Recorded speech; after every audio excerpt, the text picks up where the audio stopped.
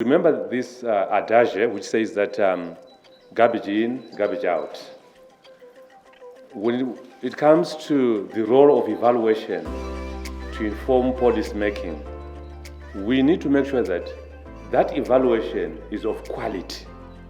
Because if the evaluation findings are not of quality, then we will end up formulating policies that are meaningless in people's lives.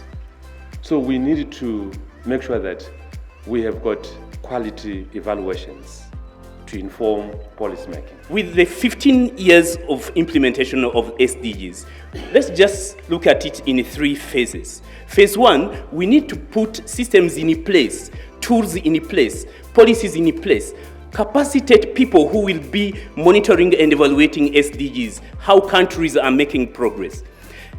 Come 2020, midway, we'll have another phase where people will now be incorporating lessons for the past 5 years of implementing SDGs to improve how programs and policies are implemented.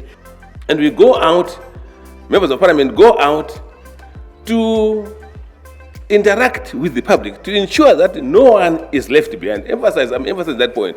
To ensure that no one is left behind in any legislative, particularly on the budget. So every committee of parliament, the 21, they all go out and interact with their stakeholders. And they get input from the stakeholders, they get back, sit, call the ministers, which is part of the executive. Tell them what the people would have said. I'll try and keep this as simple as possible. Tell them what the people would have said, what they want to see in the financial plan for the ensuing year. And then the minister will now craft his final report, and then all these committees will feed into the chairman of the finance committee. We also need to identify and address the barriers faced by the disadvantaged and vulnerable groups in accessing resources, accessing services and opportunities. Like already what has been said by the Clerk of Parliament about the cyclone Idai, can we evaluate and see what is the context? What are the circumstances? What is the environment like?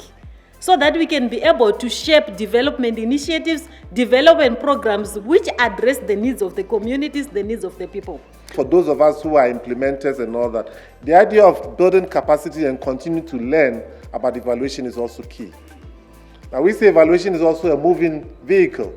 Even as we are learning new things, new ideas, new methods are coming up. So those of us here who are interested in evaluation should continue to build our capacity. And Zia has done very well in putting all of us together the last few days, all those who attend workshops, and I'm sure they'll continue to do that. And so that capacity building, that learning new ideas, new methods, and linking the national context to also regional and global context was very important. The whole idea of the SDGs is more the global, but then we have to implement it at the national level. And then there's also the regional or the African level, the Agenda 2063. A lot of us will not be around 2063, but the idea is to be futuristic in our vision. So even as we are evaluating today's programs, we are also looking towards the future in the next 20, 50 years to see what evaluation has been able to do and what we can do with evaluation. Thank you.